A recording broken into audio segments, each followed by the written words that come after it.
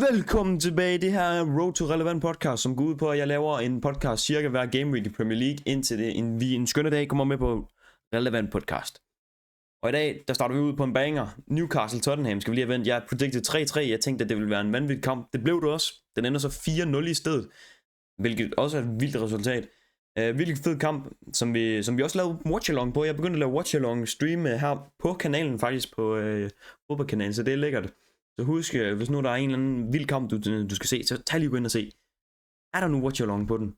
Fordi jeg laver mange watch-along. Jeg lavede en der på... Ja, det kommer nok senere. Jeg lavede en der på Bournemouth United, altså hvem gør det?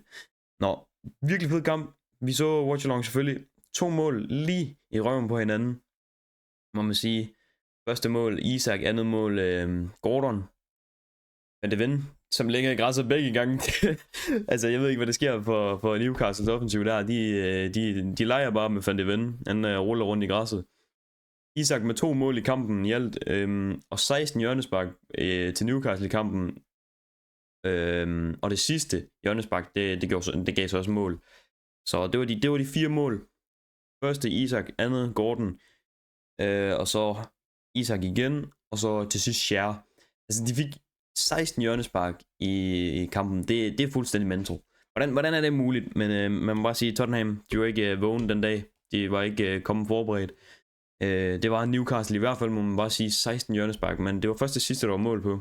Og det var så heldigt nok, at det lige var Schär, der fik scoret, fordi ham har jeg jo på FPL, så... Næste kamp, det er Brentford, Sheffield United, som jeg predicted 4-0 til. Jeg havde ret i nullet i hvert fald, at de ville holde clean sheet. Jeg tænkte Brentford, de er der. De er inde i en god periode lige nu, synes jeg. Så derfor tænkte jeg bare 4-0. Altså, det giver mening.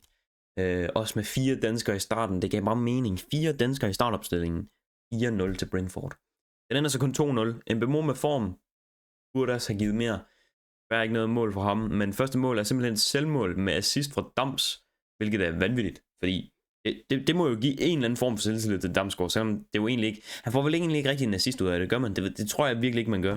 Men det er jo ikke... Havde han ikke lagt den bold ind, så var der ikke kommet mål jo, så... Og Damsgaard, han sparker faktisk også en helflugter ind til 2-0. Virkelig godt sparket, må man bare sige, men det er dumt, at den bliver trukket tilbage. Jeg føler ikke, at den skal trækkes tilbage. Der var et frispark.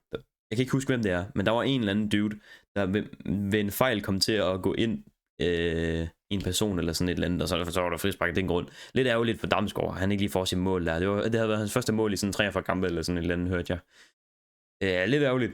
Den kunne vi godt lige have set til Damsgaard. Især når det er, at Hjulmand jo så gerne vil have Damsgaard med på landsholdet, så skal han jo gerne finde form. Og uanset hvad, så vil vi jo gerne have, at Damsgaard han finder form. Vi elsker ham. Damsinho. Men Onyeka, super sub, må man bare sige. Han blev skiftet ind 90. minut og scorer i 93. Vanvittig udskiftning der, må man bare sige. Så den er altså 2-0 til Brentford. Og det hjælper dem jo godt på vej til at komme væk fra bunden dernede. De skal helst ikke rykke ned. Jeg vil gerne have Brentford, de bliver op med ja, Sanka, Nørgaard, Roerslev, Mathias Jensen, Dams, hvis ikke der er flere.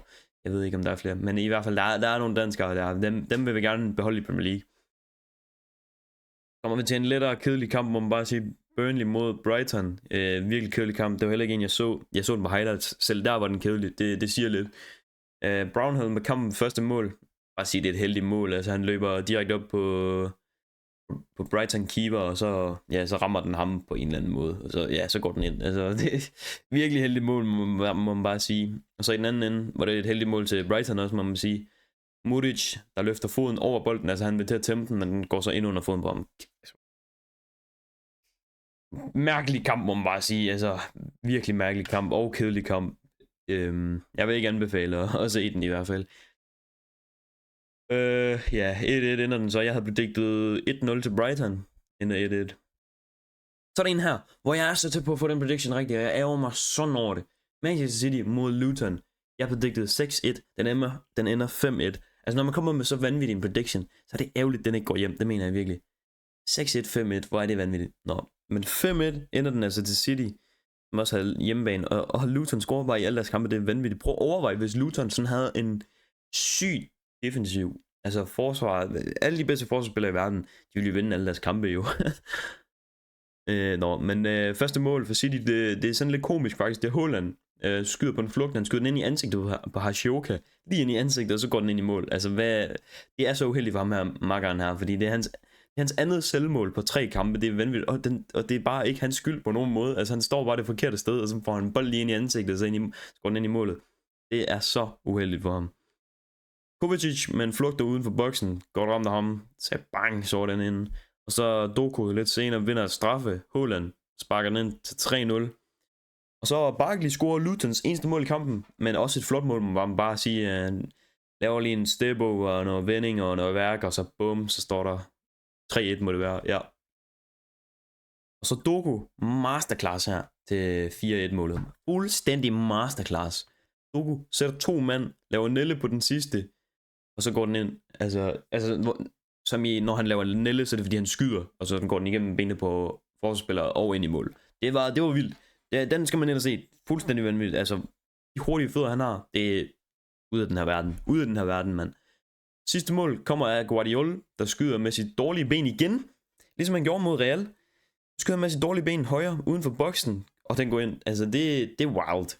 Det er wild, at der må have sket et eller andet på træningsbanen. Hvis du er en venstrebenet centerback, så kan du ikke bare lige pludselig komme ind på et City-hold, og så spille venstre back, og så bare begynde at score mål med dit højre, som var du Cancelo. Altså, hvad er det, der foregår? Der er sket et eller andet på træningsbanen der, det må man bare sige. Og ja, City, de smider den ikke mod Luton. De er stadigvæk i titelræset. Nogen, der ikke er det, kommer vi ind på senere. Nu skal vi lige først hurtigt vende Nottingham Forest mod Wolves, som jeg er predicted til at ende 3-2 til Nottingham Forest. Den ender 2-2, hvilket er også rimelig tæt på, vil jeg mene, i forhold til, at det er en usædvanlig prediction, jeg smider her. Cunha, han laver en god vending, finesse, top bins, fuldstændig vanvittig Cunha. Han, det er vildt, når det er hans første startplads, han har fået i 9 kampe, så kommer han bare tilbage, og, som om han aldrig nogensinde har været væk. Altså, virkelig fedt. Reina, min Dortmund-dreng, det kan vi lide. Han fyrede hjørnespark ind til Gibbs White, som scorer til 1-1. Spændende kamp her, vi har foran os her. Det kan vi allerede se i løbet af kampen her.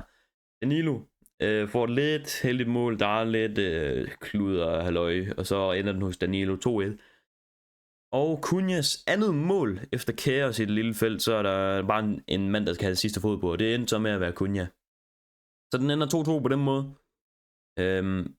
Ja, for Nottingham Forest er det lidt ærgerligt, at de ikke får sejren med her, da de jo nok gerne vil holde sig væk fra den nedrykkelsestrussel, kan man sige det? Det tror jeg godt, man kan sige. Det går vi i hvert fald med. Det er ærgerligt for dem, må man bare sige. Og ellers så har vi Bournemouth Manchester United, den fik jeg jo nemlig streamet på Watch Along. Og igen, husk at gå ind og tjekke om, jeg plejer også, nu er jeg ikke for god til det, men jeg prøver at smide den ud i god tid, hvis det er, jeg skal streame Watch Along, sådan I kan gå ind og se på min kanal, hvornår det er, så vil der stå sådan kommende Watch Along. Jeg prøver i hvert fald, det er ikke altid, jeg lige er for god til det. Bournemouth Manchester United, den predicted jeg 2-1 til Bournemouth, den ender 2-2. Ja, og første mål, det kommer fra Solanke, som sætter Cambuala, som ligger og ruder rundt på gulvet, som var han fandt det ven. Altså ærligt. Jeg så også, jeg gik ind på TikTok efter kampen, jeg så bare folk være sådan der, Cambuala, han fik så meget hype der imod Liverpool, og nu ligner han en, der bare har set fandt det ven highlights inden kampen. Hvor det vanvittigt. Ja, det giver Solankes første mål. Han skyder simpelthen uden for boksen. Det er lidt. Jeg forstår det ikke. Og det kan jeg også huske på min watch along. Det var sådan, hvorfor går du ikke længere ind? Du har så meget plads. Du kan godt lige tage et træk længere ind og så skyde. Men fair nok. Han skyder uden for boksen og gør det til 1-0. Bare sige, det er vanvittigt. Så langt I først sætter Cambuala, lægger ham rundt på gulvet, og bagefter skyder uden for boksen. Det kan ting. 1-1 målet til United, det er Bruno, der hammer den op i nettaget. Og så er det Kluivert til 2-1, hvor han sådan, han kommer herude fra udenfor boksen, cutter ind af, skyder kort i stedet for langt. Jeg tænker, keeper tror han skyder langt, det er derfor den snyder lidt. Og så er der hånd på bolden i anden halvleg, så det vil sige straffe til United, og det er selvfølgelig Bruno, der tager den, og han scorer til 2-2. Den her kamp kunne godt have endt til Bournemouths favør, hvis man kan sige sådan. Den kunne godt have endt 3-2, fordi der var lige lidt til sidst, om der nu var straffe til Bournemouth.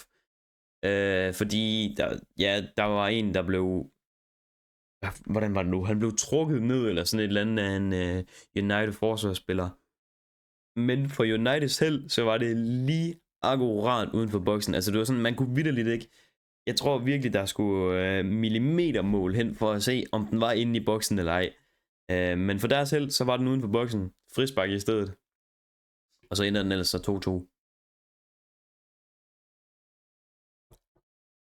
Kommer vi til Liverpool Crystal Palace, hvor jeg predicted 4-0 til Liverpool. Ender på en eller anden måde 1-0 til Crystal Palace. Og inden jeg vil gå i gang med at snakke om mål og alt muligt, det her, det er så ærgerligt for mesterskabstitlen. Virkelig, fordi nu er det sådan, det kommer vi også til senere med Arsenal, men nu er det bare sådan, okay, så har City vundet igen, eller hvad? Det er sådan lidt, come on. Nå, men Mitchell nede på baglinjen, og Esse laver tab-in til 1-0. Mateta laver et lille chip på et tidspunkt. Sådan en lille bitte chip, der lige går forbi Alisson, men Robertson, han er altså hurtigt nede, får den clearet væk. Og det er der, hvor man tænker, det er stadigvæk tidligt i kampen, så det er sådan lidt, den der Robertson clearing der, den kunne være vanvittig at tænke tilbage på, hvis Liverpool vandt ligaen, det må man bare sige. Hvis nu de havde vendt kampen, men det gjorde de jo så ikke. Man må sige, Liverpool, de havde så mange chancer i løbet af kampen, men de har bare ikke de sidste marginaler.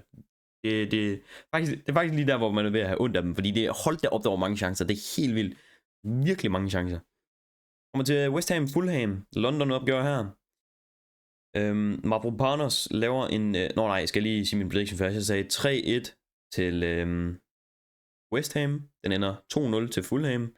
Vanvittigt at gå på udebane, især når det er en sådan rivaler, det ved jeg ikke rigtigt, om man kan sige. I hvert fald London opgør sig. Men på en måde rivaler er de jo. Mavropanos, han laver en kæmpe fejl i boksen, som Andreas Pereira, han udnytter. Laver lige en bedre skudfinde, så er han udenom 3 forsvarsspillere og en målmand. Det så vildt ud. Men ja, kæmpe gave til Pereira. Så er det Pereira igen, der får en sweatbold af Iwobi.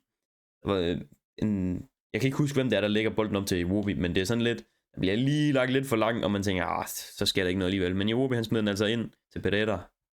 Bum, 2-0. Så kommer vi til en vanvittig kamp her. Virkelig, altså. Arsenal, Aston Villa, kæmpe kamp. Og begge holdene der, kan man godt sige. 3-1, predicted jeg til Arsenal. Den ender 2-0 til Aston Villa. Og ja, igen, så er det sådan lidt, altså har City bare allerede vundet titlen nu. Det er sådan lidt kedeligt, virkelig kedeligt. Den har jeg lavet også watch-along på. Taktisk kamp, må man bare sige. Virkelig, i hvert fald det første stykke af første halvleg. Virkelig taktisk, virkelig kedelig kamp. Det var først lige til sidst i løbet af første halvleg, at der sker lidt. Hvor Watkins rammer stolpe, skyder mod lange stolpe, rammer faktisk stolpen, og så skruer den sådan ud på den anden side af den anden stolpe. Det er svært at forklare sådan her. Man skal virkelig bruge sådan man skal bruge sådan nærmest et tegnebræt for det, jeg kan forklare, hvad det er, jeg prøver at sige, men ellers gå ind og se det, det er nærmest uheldigt.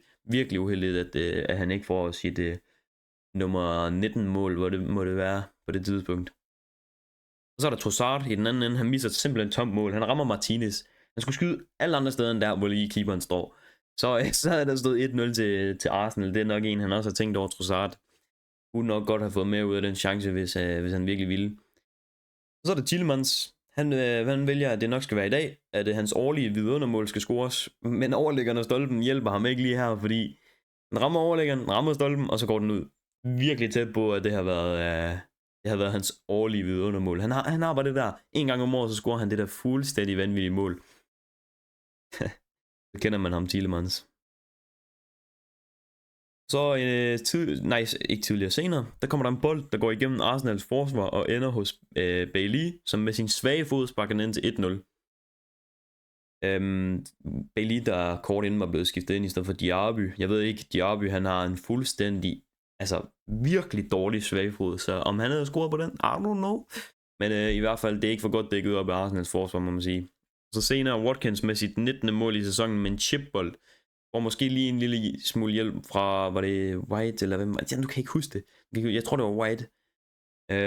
Jeg ved ikke om der lige kom et lille ekstra fod på, men i hvert fald chipper han den over Arsenals keeper Raya, og det giver ham det 19. mål i sæsonen. 2-0 til Aston Villa. Jeg tænker, at Aston Villa er meget tilfreds med det resultat. Jeg tror også, de har været tilfredse med en uafgjort her. Arsenal dog overhovedet ikke tilfreds, det ved jeg. Kommer vi til den sidste kamp. Også en kamp, jeg streamede på Watch Along faktisk. Og man må bare sige, en vanvittig kamp. Jeg predicted Chelsea-Everton 2-2.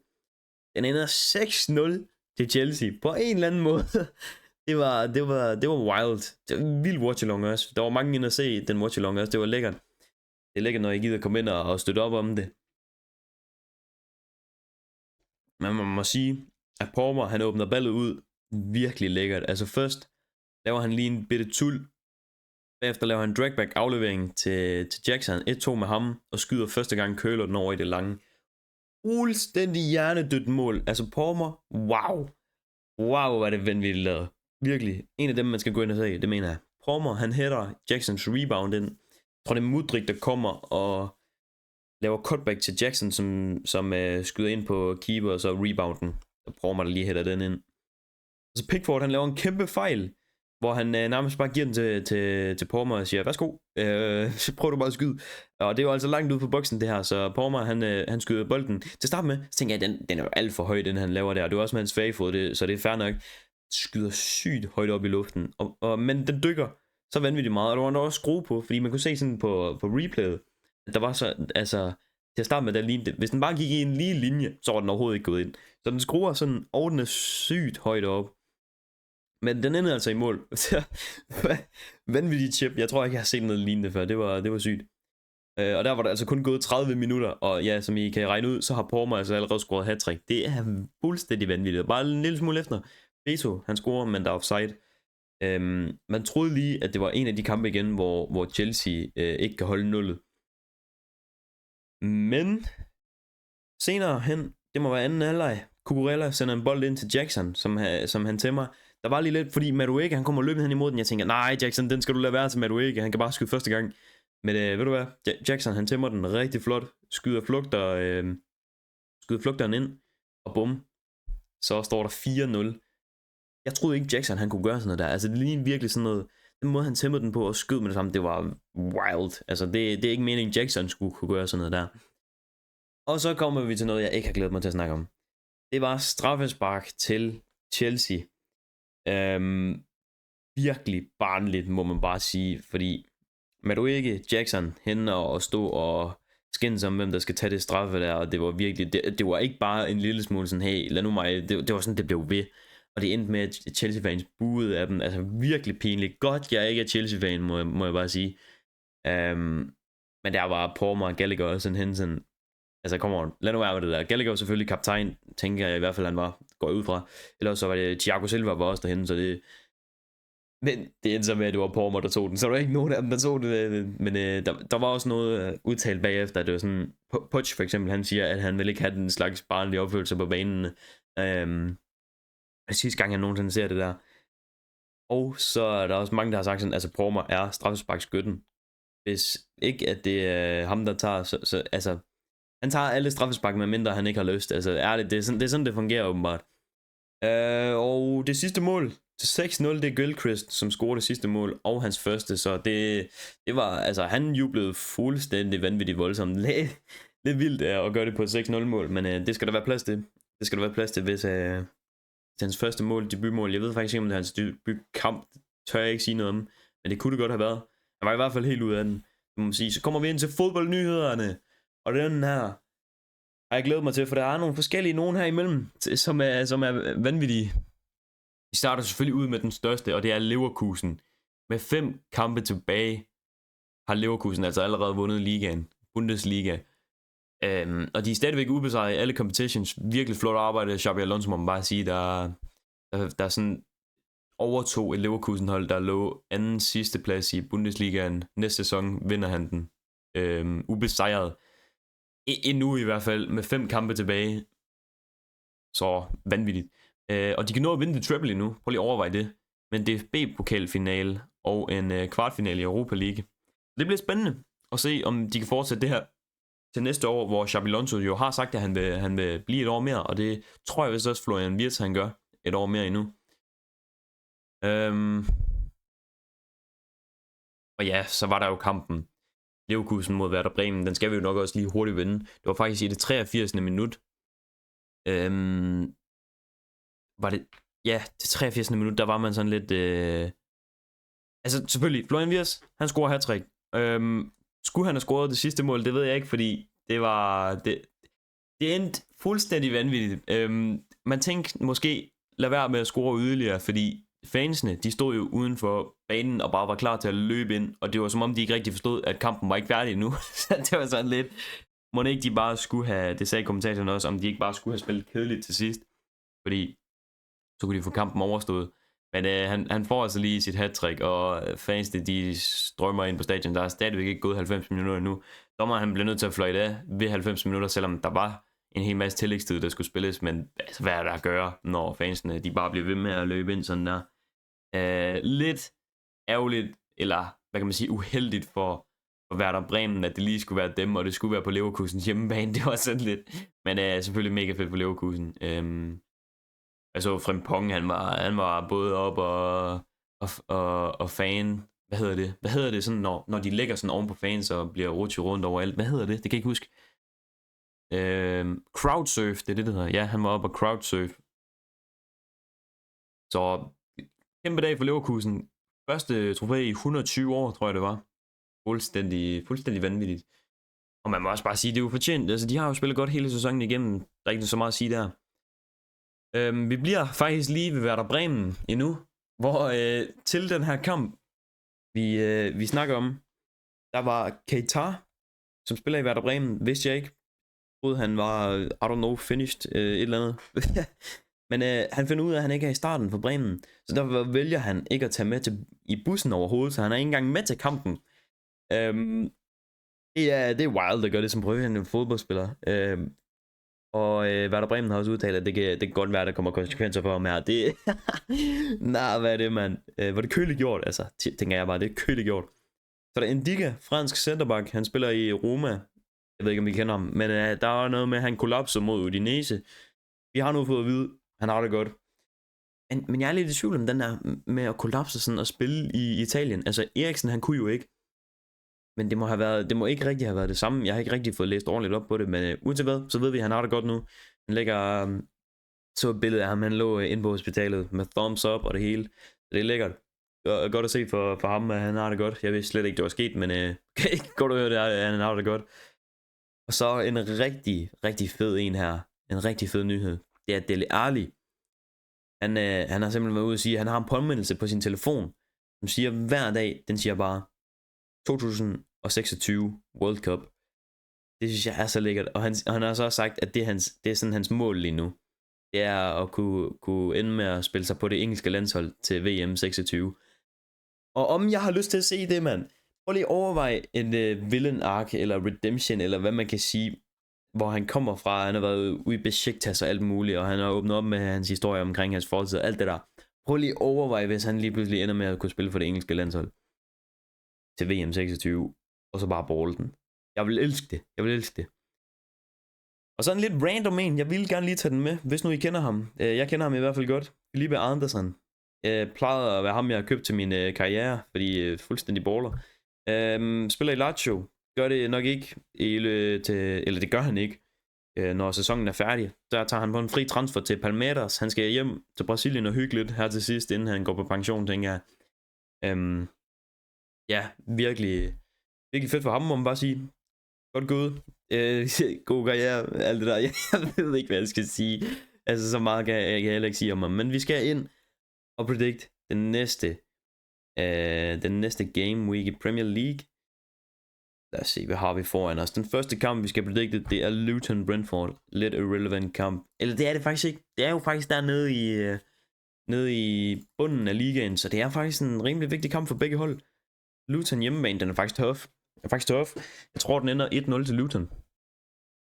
De har den der hjemmebanefordel der, den er de altså bare gode til at bruge. Så har vi en, det her det er en irrelevant kamp. Sheffield United mod Burnley.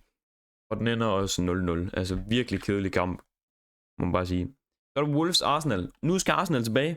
Virkelig. Fordi City har næsten allerede fået givet titlen på sølvfadet, så det er sådan lidt, nu skal Arsenal virkelig, hvis de gerne vil nå at være med i titelræset endnu, så skal de vinde resten af deres kampe, kan man jo nærmest sige.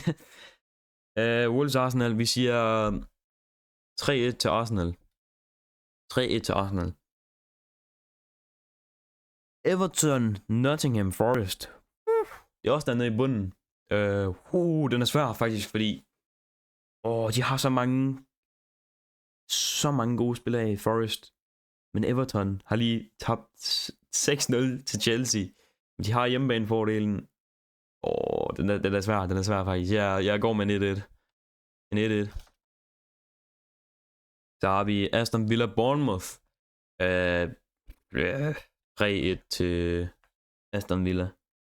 Nej. 2-0 går vi med. Crystal Palace og West Ham. Den er faktisk også lidt tough, synes jeg. Crystal Palace, der lige har vundet over Liverpool. West Ham, der lige har tabt til Fulham. Så den ene i god form, den anden ikke. Crystal Palace hjemmebane bliver en 1-0 til Crystal Palace. Bliver over det. Fulham, Liverpool. Og igen, jeg kan sige det samme her, som jeg gjorde ved Arsenal. Det er nu, de virkelig skal vise, hvad de kan. Wait, what? Hvorfor har Arsenal 2 kampe i den her game week?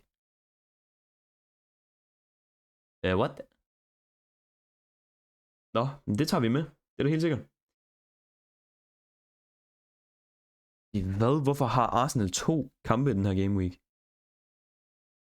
Nå, det er fordi... Løber det sammen med Champions League eller sådan et eller andet? Prøv lige vent, jeg skal lige ind og tjekke. De skal jo spille... Arsenal skal spille den 17., 20. og 23. Det er wild. What? Okay, det bliver presset, mand. Sygt nok. De skal jo spille mod Bayern i Champions League, jo. Nå, Fulham Liverpool. Den ender... Sidste kamp var jo fuldstændig vanvittig. 4-3 til Liverpool her, men nu er det Fulham hjemmebane. Jeg tror ikke, det bliver lige så fedt. Jeg siger 2-1 til Liverpool. Nu skal de virkelig tilbage i det titelræs der. Så har vi åbenbart et London-opgør her. Arsenal-Chelsea. Jeg er lidt forvirret omkring, hvorfor at Arsenal har 2 kampe. Jeg ved ikke, om det er min app, der er væk her. Nu skal jeg altså lige ind og se her hurtigt. Hvorfor? Nej, den er god nok. Den er god nok. Nå, så går vi med Arsenal-Chelsea. Den er faktisk lidt tough. Fordi nu er Chelsea jo... Nu tænker jeg da i hvert fald, de har en masse tiltillid. Lige vundet 6-0 over Everton. Nu man da kun forestille sig, at de tager noget med her. Og med Arsenal, som både har en Bayern, Wolves og nu Chelsea. I en periode på hvad? 6 dage eller hvad? Det er det jo. Jeg tror faktisk, det bliver... Jeg siger en 2-2. Lidt ærgerligt for titelræset, men desværre. Wolves Bournemouth. I don't know, 1-1. Og så Everton, nej, Crystal Palace Newcastle. Der er godt nok mange, der har 2 kampe her, eller hvad? Hvorfor har Tottenham ikke nogen kamp? Okay, den her game week, den er jo sygt mærkelig. Hvad der foregår? Tottenham skal simpelthen ikke spille. Er det fordi, at der er nogen, der mangler kampe, nogen, der ikke gør? Det skal det jo være derfor. What? Det fatter jeg ingenting af, det her. Nå. Men i hvert fald, Crystal Palace, Newcastle. Jamen, jeg ved jo ikke rigtigt, fordi jeg ved jo ikke, hvordan de spiller mod West Ham, Crystal Palace, men jeg regner da med, at Newcastle vinder, når de lige går ud og slået Tottenham 4-0. Så regner jeg med en... I hvert fald, skal vi sige 3-0 til Newcastle. Det er jo trods alt på udebanen, så... Everton, Liverpool. Liverpool Derby, eller hvad det hedder. I hvert fald vildt opgør her. Den skal Liverpool have. Vi siger 1-0 til Liverpool. Jeg tror ikke, det bliver sådan... at de bare cruiser igennem kampen, men jeg tror, at de vinder. Selvfølgelig gør de det. Det er jo mod Everton. Hvornår har de egentlig sidst tabt til Everton? Det er sådan sygt lang tid, er det ikke? United mod Sheffield. Ja. De har lige stået lige med Bournemouth. Ej, okay, det er Sheffield. Hvad er det, jeg snakker om? Selvfølgelig vinder de. De vinder 2-0. Brighton City, der er altså i vanvittig god form lige nu. Det kunne være, at der skulle ske et eller andet mod Real i Champions League, der skulle gøre, at de ikke kunne være med lige så godt her mod Brighton. I don't know. Ej, jeg tænker, at de har den. Men det bliver en kedelig 1-0 til City, så det bliver sådan noget Rodri score i 86. Ærligt. Godt, det var det. Det var det, for vi fik lavet predictions, og predictions er altid det sidste, vi får gjort, så vi er done nu. I husk at se med på den næste podcast. Og ellers så må I have det godt, indtil vi ses igen. Hej!